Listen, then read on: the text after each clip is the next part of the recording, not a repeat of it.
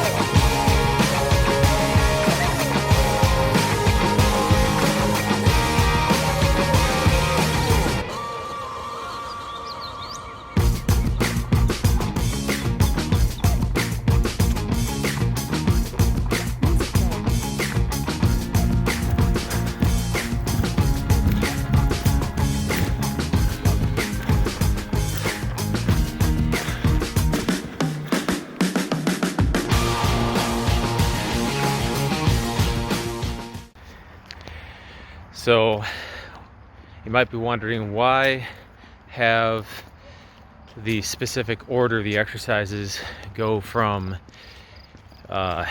endurance, hypertrophy, strength, power, hypertrophy, and then back to endurance? So the reason has to do with the way that fat is burned. So to actually burn fat and make sure that you lose the body fat, let's go this way, the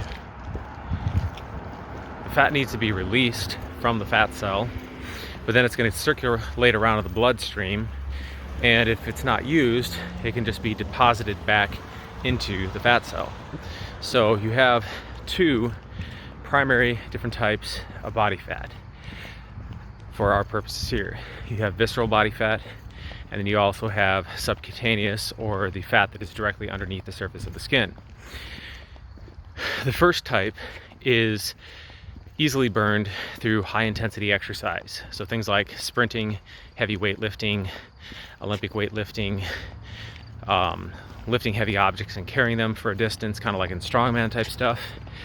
And this will burn the visceral fat. And the reason for that is because there's a lot of heat generated around the core of your body, or the viscera, right, where that visceral fat is. And then there is also a lot of blood supply to transport the fat that is released from the fat cells to the other parts of the body. So number one, you have the heat to release the fat, and then the blood supply to transport the fat.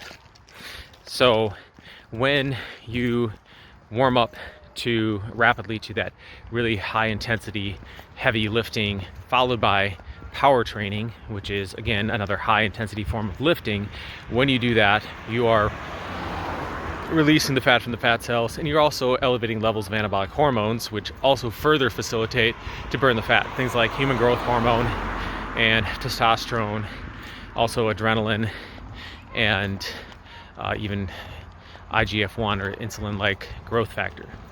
Okay, so now that you've released the fat from the fat cell and it's circulating around the bloodstream, that's where the low intensity exercise comes in. So you're not going to go straight to endurance type training though.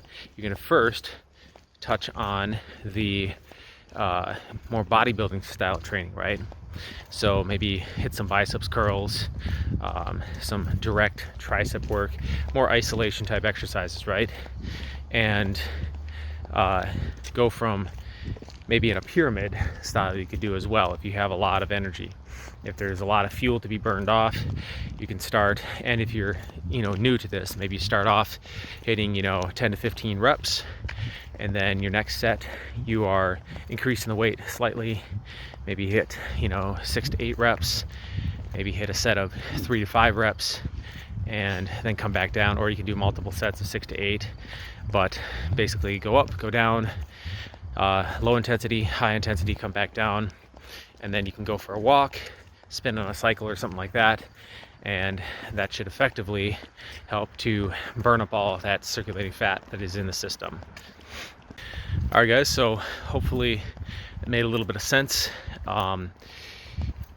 What I guess an example of how this might work in real life is, let's say you start off, you do a set of 10 deadlifts, do a set of 8 deadlifts, a set of 5 deadlifts, and then 3 or 1 deadlift. And then after you get done with that, maybe you do some power cleans, kettlebell swings, some explosive, vertical jumps, something of that nature. And then you could finish that off with some either pull-ups, chin-ups, biceps curls, or rowing. And then go for a walk, a run, or hop on a cycle and just kind of like, recover yourself that way, a little active recovery. So if you found the video beneficial, hit the like button. If you'd like to see more content related to workout design for either building muscle, losing fat, also nutrition for building muscle, losing fat, and then how to prevent injuries from happening, how to work around injuries if you should get them in the first place, consider subscribing to the channel by hitting the button in the lower right hand corner of this screen. And we'll see you all next time for more health and fitness information.